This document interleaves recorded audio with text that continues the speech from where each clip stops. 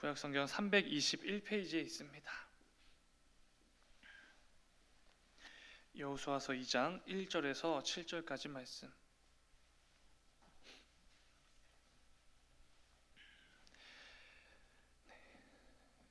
다 찾으신 줄 믿고 우리 한 절씩 교독하고 마지막 7절을 함께 읽겠습니다. 제가 먼저 읽겠습니다. 눈의 아들 여호수아가 시딤에서 두 사람을 정탐꾼으로 보내며 이르되 가서 그 땅과 여리고를 엿보라 하매 그들이 가서 라합이라 하는 기생의 집에 들어가 거기서 유숙하더니 어떤 사람이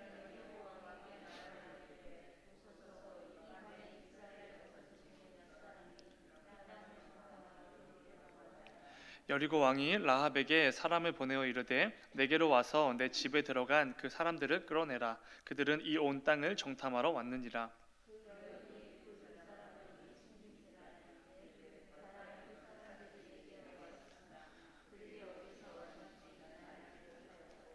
그 사람들이 어두워 성문을 닫을 때쯤 되어 나갔으니 어디로 갔는지 내가 알지 못하나 급히 따라가라. 그리하면 그들을 따라잡으리라 하였으나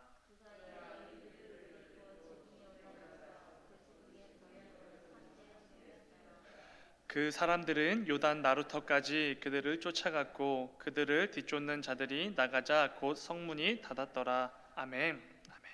잠시 기도하겠습니다. 사랑하는 주님, 감사합니다.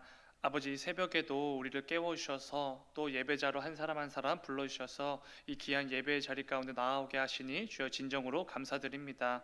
아버지, 새벽 가운데 선포되어지는 말씀을 통하여서 오늘 하루도 또 남은 한 주간도 주님의 마음과 주님의 뜻과 주님의 계획을 깨달아 알아서 그 가운데 성도로서의 삶을 잘 살아낼 수 있는 우리가 될 수 있도록 인도하여 주옵소서. 주님 감사합니다. 거룩하신 예수님의 이름으로 기도드렸습니다. 아멘. 함께 읽은 말씀을 가지고 믿음으로 두려움을 이겨내는 성도, 이런 제목으로 함께 말씀을 나누도록 하겠습니다. 수많은 성경 인물 중에 인생 역전에 성공한 대표적인 인물이 누구인지를 투표해 본다면 아마 오늘 본문에 등장하는 라합이 뽑히지 않을까 생각이 됩니다. 저 역시도 오늘 본문 말씀을 묵상하면서 이 라합이 기가 막힌 인생 역전에 성공했구나라는 것을 깨닫게 되었습니다. 왜냐하면 라합의 직업은 원래 기생이었습니다. 그 당시의 기생은 성을 파는 사람을 의미했습니다. 그렇기에 라합은 성경적으로 굉장히 부정한 사람이었지요. 그리고 기본적으로 라합은 하나님께서 상종하지도 말라고 말씀하신, 그리고 남녀노소를 막론하고 다 멸절하라고 말씀하신 가나안 7족속 중에 한 족속이었습니다. 근데 놀랍게도 그런 라합이 엄청난 인생 역전에 성공하게 됩니다. 마태복음 1장 말씀을 보면은 온 땅을 구원하실 예수 그리스도의 족보가 등장하게 됩니다. 마태복음 1장 5절 말씀. 살몬은 라합에게서 보아스를 낳고 보아스는 루색에서 오벳을 낳고 오벳은 이새를 낳고. 아멘. 우리가 아는 그 예수님의 족보입니다. 놀랍게도 부정한 직업을 가졌던 그리고 이방인이었던 기생 라합이 예수님의 족보에 들어가 있습니다. 근데 중요한 것은 라합이 언급되는 모든 성경에는 항상 이 기생과 라합이라는 단어가 동시에 등장합니다. 아마 우리도 이 라합이라는 사람을 떠올리면 기생 라합 이렇게 연상하게 될 것입니다. 그런데 예수님의 족보에서만큼은 기생 라합이 아니라 그냥 라합이라고 말합니다. 예수님에게는 사람의 출신이나 배경이 하나도 중요하지 않기 때문에 그렇겠지요. 뿐만 아니라 라합은 히브리서의 믿음장과 야고보서의 행함장에 모두 등장하는 사람입니다. 이 둘 다에 등장하는 대표적인 인물이 무려 아브라함입니다. 그런 아브라함과 같이 믿음장과 행함장에 모두 등장하는 사람이 라합이라는 여인이죠. 이방 민족의 기생에 불과했던 부정함의 대명사인 라합이 하나님의 은혜를 통해서 예수 그리스도의 족보에 들어가게 되고 믿음과 행함의 대명사가 된 것입니다. 이러한 점에서 오늘 본문 여호수아 2장의 말씀은 라합은 어떻게 믿음과 행함의 대명사가 될 수 있었는가에 대해서 말해주는 말씀과도 같을 것입니다. 오늘은 본문을 통해 이 부분에 대해서 함께 나누어 보려고 합니다. 오늘도 잘 집중하셔서 말씀 안에 담긴 우리를 향한 하나님의 마음과 뜻을 깨닫고 돌아가는 귀한 새벽이 되기를 소망합니다. 오늘 본문은 여호수아가 두 정탐꾼을 세우고 그들에게 여리고 정탐을 지시하는 것으로 시작이 됩니다. 1장에서 하나님께서 이미 너희에게 주었다라고 말씀하신 그 땅을 향한 정복 전쟁을 앞두고 있었기에 이 여리고성 정탐은 너무나 중요한 작전 중의 하나였습니다. 그런데 그 가운데 하나님의 은혜로 두 정탐꾼을 도와주는 라합이라는 여인을 만나게 됩니다. 그리고 라합은 여리고 왕에게 발각된 두 정탐꾼을 숨겨주고 그들에게 많은 도움도 주게 되죠. 정보도 주게 되죠. 라합이라는 여인 덕분에 성공적으로 정탐을 마친 두 정탐꾼은 무사히 복귀할 수 있었고 여호수아에게 그간 있었던 일들과 정탐의 결과를 상세히 보고하게 됩니다. 라합은 자신의 집에 찾아온 여리고 왕이 보낸 군사들을 굉장히 지혜롭게 따돌리는 모습을 보게 됩니다. 오늘 본문의 내용이죠. 정탐꾼들은 집 옥상에 숨겨두고 군사들의 관심이 자신의 집이 아니라 다른 곳인 요단강 나루터로 그들의 관심을 쏠리게 했습니다. 라합이 얼마나 지혜로운 사람이었는지를 본문 4절을 보면 알 수 있습니다. 이렇게 말하죠. 라합이 정탐꾼들을 숨긴지라, 이런 표현이 있는데 여기서 사용된 표현은 남성 단수로 기록되어져 있습니다. 이것은 두 정탐꾼을 함께 숨긴 것이 아니라 한 명씩 따로 숨겼음을 의미합니다. 그러니까 혹시 모를 일을 대비해서 두 정탐꾼을 같은 곳에 숨긴 게 아니라 각각 다른 곳에 숨겨놨던 것입니다. 이런 부분만 보더라도 라합이라는 여인이 얼마나 지혜롭고 영리한 사람이었는지를 알 수 있습니다. 그리고 내일부터 나누게 될 8절 이하의 말씀을 보면은 정탐꾼들이 끝까지 그리고 안전하게 무사히 복귀할 수 있도록 지혜로운 방법을 더 제시해 주기도 하지요. 라합이라는 한 여인의 지혜와 순발력으로 여호수아가 보낸 두 정탐꾼은 무사히 정탐을 마치고 복귀했습니다. 그리고 이스라엘이 여리고를 정복하는 것에 있어서 큰 도움을 제공하게 되지요. 그런데 우리가 잊지 말아야 할 것은 라합이 정탐꾼들에게 도움을 준 것은 결코 쉽지 않은 행동이었다는 것입니다. 우리는 이 부분을 잊으면 안 됩니다. 라합은 자신에게 있었던 모든 고민과 염려와 문제들을 뒤로하고 담대하게 행동했습니다. 심지어 자신의 목숨을 걸고 두 정탐꾼을 돕는 행동을 한 것이지요. 한번 생각해 보시기 바랍니다. 라합이 이스라엘의 두 정탐꾼을 도와준 것은 이스라엘 입장에서는 하나님의 은혜이고 인도하심이었습니다. 너무나 다행인 것이죠. 그러나 반대로 여리고성에 사는 사람들 입장에서는, 여리고성의 왕의 입장에서는 이것은 명백한 반역이었습니다. 동족을 배신한 것이지요. 그들의 입장에서는 우리를 망하게 하고 우리를 죽게 만드는 심각한 반역을 이 라합이라는 여인이 저질렀던 것입니다. 그런데 만약 이 반역이 발각되었다고 생각해 보시기 바랍니다. 어떤 일이 벌어졌을까요? 우선 라합은 자신이 동족들을 배신하고 반역을 행했다는 이 소문이 여리고성 내에 퍼지게 되면 기본적으로 자신의 생계에 큰 영향을 받았을 것입니다. 본문 1절을 보면 두 정탐꾼이 여리고를 정탐하라고 지시하는 여호수아의 명령을 듣고 곧바로 라합의 집에 들어가 유숙했다라고 말합니다. 이것은 조금 뜬금없는 말처럼 보이기도 합니다. 정탐하러 보냈더니 갑자기 라합의 집으로 들어갔다. 이것은 단순히 라합의 집에 들어갔다라는 의미가 아니라 라합이 운영하고 있는 여관에 유숙하러 들어갔다라는 의미입니다. 여행자들이 숙박을 하고 숙식을 해결하는 그 여관에 들어갔다는 의미겠죠. 많은 사람들이 오고 가는 여관이었기 때문에 여리고 성에 대한 정보를 그 어느 것보다 풍부하고 쉽게 얻을 수 있었을 것입니다. 그래서 두 정탐꾼은 라합이 운영하는 여관으로 들어갔던 것이죠. 그런데 이처럼 여관을 운영하고 그것으로 생계를 유지하고 있던 라합이 동족을 배신했다는 소문이 나면 어떻게 되겠습니까? 이 여관이 문을 닫을 수밖에 없었을 것입니다. 자신의 생계를 지켜주는 여관을 한순간에 잃어버리게 될 것이죠. 그런 상황에서 담대하게 두 정탐꾼을 돕는 행동을 보였던 것입니다.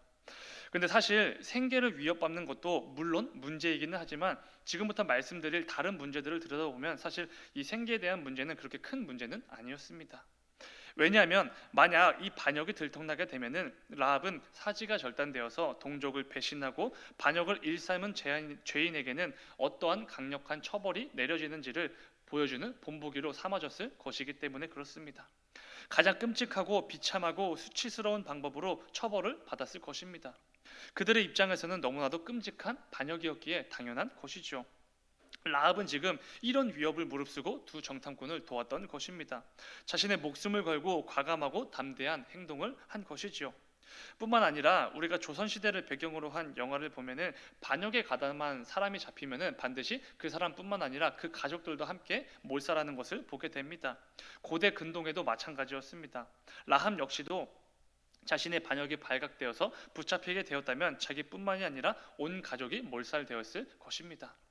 라합은 자기 목숨만 걸었던 것이 아니라 온 가족의 목숨도 함께 걸고 두 정탐꾼을 도와주고 그들에게 정보를 내어준 것이지요. 자신의 생계와 목숨 그리고 가족들의 안전을 생각한다면 절대로 할 수 없는 행동이었습니다. 그냥 두 정탐꾼을 여리고 왕이 보낸 그 군인들에게 내어주고 왕으로부터 포상을 받거나 주변 사람들에게 인정을 받는 것이 앞으로의 삶에서 훨씬 더 나은 선택이었습니다. 당연히 그렇지 않았겠습니까? 도대체 라합은 무슨 생각으로 이런 말도 안 되는 행동을 했던 것일까요? 우리는 이 부분을 잊어선 안 됩니다. 근데 여기서 끝이 아니지요. 라합에게는 또 하나의 문제가 있었습니다. 그것은 누구도 절대 함락할 수 없는 철옹성과 같은 여리고성이라는 거대한 벽이지요. 사진을 하나 보시기 바랍니다. 이 사진은 현재 실제로 위치하고 있는 여리고 유적지에서 발굴된 것들을 토대로 실제 여리고성이 어떤 모습이었는지를 최대한 근접하게 복원한 복원도입니다. 잘 보시면 크고 높은 성벽이 이중으로 되어져 있습니다. 하나의 성벽만 뚫는다고 해결되는 것이 아니라 그만큼의 성벽을 하나 더 뚫어야 하는 구조인 것이죠. 근데 중요한 것은 이 성벽의 두께가 5m에서 6m 이 정도가 되었다고 합니다. 학자들에 따라서 7m까지 보는 연구도 있습니다. 그러니까 높이가 아니라 두께를 말하는 것입니다. 어마어마한 두께인 것이죠. 어마어마한 이 두께의 이 성벽이 이중으로 둘려져 있던 것이 여리고성, 말 그대로 철옹성이었습니다. 그 누구도 이곳을 침략해서 성을 탈환한 적이 없는 난공불락의 요새였습니다. 제 아무리 애굽으로부터 탈출에 성공하고 여기까지 온 이스라엘 민족이라고 해도 이 철옹성만큼은 절대로 뚫을 수가 없었을 것입니다. 함락시킬 수 없는 것이지요. 이것이 어쩔 수 없는 현실이고 사실이었습니다. 아마 라합을 제외한 다른 여리고성의 사람들은 이 여리고성을 믿고 안심했을지도 모릅니다. 사실 라합도 마찬가지였겠지요. 이 견고한 철옹성이 함락될 수 없구나, 이게 현실이구나라는 사실을 알았을지도 모릅니다. 그런데 라합은 그 누구도 함락할 수 없는 이 여리고성이 버티고 있음에도 불구하고 이 여리고성을 넘어서서 두 정탐꾼을 도와준 것입니다. 만약 이스라엘이 끝내 이 여리고성 함락에 실패했다고 생각해 보시기 바랍니다. 전투가 모두 끝난 후에 여리고 왕은 그때 찾지 못했던 두 정탐꾼을 끝까지 찾으려고 애썼을 것입니다. 이 정탐꾼을 무사히 돌려보내준 반역을 일삼은 사람이 도대체 누구인가, 이것을 찾았겠죠. 이 좁은 여리고성 안에서 결국 라합은 정탐꾼들을 도와준 것이 발각되었을 것이고 비참한 최후를 맞이했겠죠. 이처럼 수많은 고민과 문제와 두려움이 많았지만 라합은 무엇보다 이 여리고성이라는 크고 견고한 철옹성, 이것도 넘기가 너무나 쉽지 않았지만 누구라도 이 여리고성을 보면 이 성만큼은 누구도 함락할 수가 없겠구나, 이 성만큼은 우리를 안전하게 지켜주겠구나, 바로 이렇게 생각하며 정탐꾼을 도와주지 않아야겠다라고 생각을 했을 것입니다. 이런 무모한 짓을 할 수 있는 사람이 없었을 것입니다. 그렇다면 이 부분이 굉장히 중요하겠죠. 라합은 어떻게 이렇게 담대하게 무모한 짓을 할 수 있었는가? 자신에게 있었던 두려움들을 어떻게 이겨내고 정탐꾼들을 도와줄 수 있었는가? 이 부분이 중요할 것입니다. 그 답은 라합이 두 정탐꾼에게 말했던 그 고백에 담겨져 있습니다. 여호수아서 2장 11절 말씀을 보면은 라합은 이렇게 고백하죠. 우리가 듣자 곧 마음이 녹았고 너희로 말미암아 사람이 정신을 잃었나니 너희의 하나님 여호와는 위로는 하늘에서도 아래로는 땅에서도 하나님이시니라. 아멘. 놀랍게도 이게 이방 여인 기생 라합의 고백이었습니다. 라합은 지금 이렇게 고백하는 것이죠. 하나님 여호와는 하늘에서도 땅에서도 하나님이시라, 유일하신 참 신이시다, 이렇게 고백한 것입니다. 이것이 놀라운 이유는 지금 라합이 한 고백은 믿음의 조상 아브라함의 고백과 동일한 고백이기에 그렇습니다. 창세기 24장에서 아브라함이 하나님을 향해 했었던 그 고백이기에 그렇죠. 그러니까 라합은 자신에게 있었던 모든 고민과 걱정과 염려, 문제들을 뒤로 한 채 과감하고 담대하게 이스라엘의 두 정탐꾼을 숨겨주고 도움을 줄 수 있었던 이유가 바로 여기에 있었다는 것입니다. 하나님을 향한 믿음, 바로 이 믿음에 있었던 것이죠. 이 믿음의 고백이 라합에게 있었기에 모든 것들을 넘어서서 심지어 누구도 함락할 수 없는 철옹성인 여리고까지 넘어서서 두려움을 이겨내고 담대히 행동했던 것입니다. 히브리서 기자는 라합이 정탐꾼을 섬겨주고 도움을 준 행동이 믿음에 의한 행동이었음을 분명히 확증해 줍니다. 히브리서 11장 31절 말씀, 믿음으로 기생 라합은 정탐꾼을 평안히 영접하였으므로 순종하지 아니한 자와 함께 멸망하지 아니하였도다. 아멘. 믿음으로. 그리고 야고보 역시도 라합의 행동을 이렇게 평가합니다. 야고보서 2장 25절 말씀. 또 이와 같이 기생 라합이 사자들을 접대하여 다른 길로 나가게 할 때에 행함으로 의롭다 하심을 받은 것이 아니냐. 아멘. 라합이 자신의 행동으로 하나님께 의롭다 하심을 받았다고 말합니다. 야고보서가 강조하는 행위가 무엇이지요? 믿음에 합당한, 믿음에 의한 행위입니다. 이러한 점에서 라합을 이렇게 평가할 수 있습니다. 믿음으로 모든 두려움을 이겨낸 사람. 오늘 말씀의 제목이기도 하지요. 자신에게 있었던 여러 가지 걱정과 염려, 고민과 문제, 모든 두려움들을 하나님을 향한 믿음으로 이겨낸 라합이라는 것입니다. 이것이 바로 믿음장과 행함장 모두에 등장하는 인생 역전에 성공하게 된 라합의 이유인 것이죠. 중요한 것은 우리 역시 마찬가지라는 것입니다. 우리도 라합과 같이 우리의 삶에 가득한 온갖 두려움으로부터 믿음으로 이겨낼 수 있어야 합니다. 우리가 바로 오늘날을 살아가는 현대판 라합이기에 그렇습니다. 우리의 삶에도 마찬가지로 셀 수 없이 많은 문제와 염려와 고민과 두려움들이 가득합니다.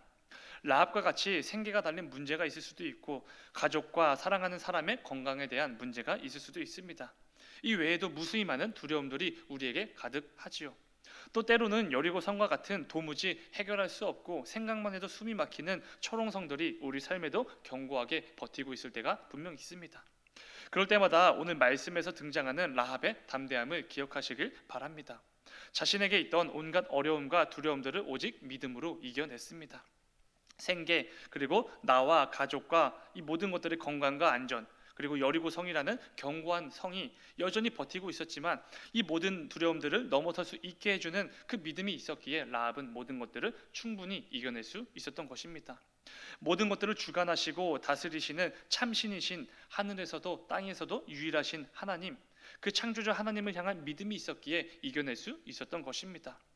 우리 역시 여전히 내 삶에는 여리고와 같은 두려움과 문제들이 가득하지만 그 크고 견고한 여리고 성보다 훨씬 더 크고 견고하신 하나님이 계심을 믿고 그 하나님을 의지하여 모든 두려움과 문제들을 능히 이겨낼 수 있는 것입니다.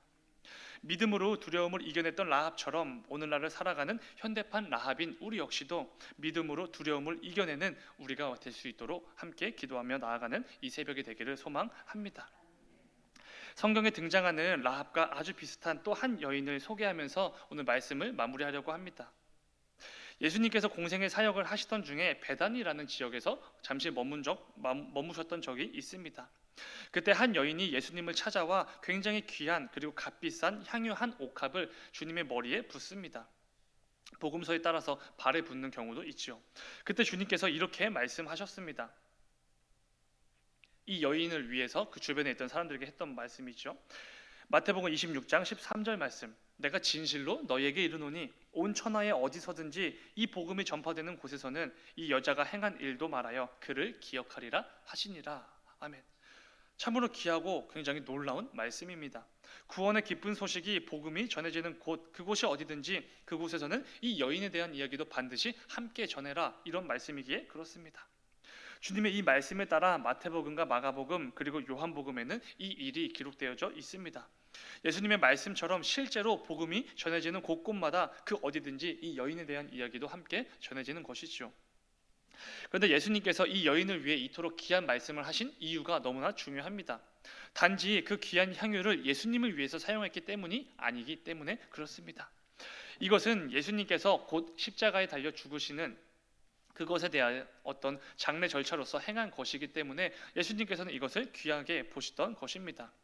3년을 동거동록하면서 함께했던 제자들도 깨닫지 못했던 영적인 부분을 이 여인은 깨달고 예수님의 장례를 미리 준비했던 것이지요. 유대인들의 장례 풍습 중에는 죽은 시체에 향품을 바르는 풍습이 있었습니다. 이 여인은 그 풍습에 따라 예수님의 장례를 먼저 준비한 여인입니다. 그런데 예수님께서 이 여인을 복음이 전해지는 곳마다 함께 전해지도록 하신 것은 단순히 유대인의 풍습에 따라 그 장례를 잘 준비했기 때문은 아닙니다.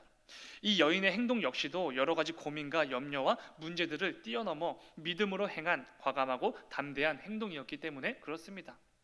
여인에 대한 이야기가 담긴 병행 구절인 마가복음에서는 이렇게 말합니다. 14장 4절과 5절. 어떤 사람들이 화를 내어 서로 말하되 어찌하여 이 향유를 허비하는가? 이 향유를 300데나리온 이상의 팔아 가난한 자들에게 줄 수 있었겠도다 하며 그 여자를 책망하는지라. 아멘. 값진 향유를 깨뜨려 예수님에게 부은 여인을 책망하는 사람들이 있었다고 합니다. 요한복음에서는 이 사람을 가룟 유다라고 표현하죠. 그런데 이 여인이 예수님에게 부어버린 향유가 300데나리온 이상이라고 말합니다.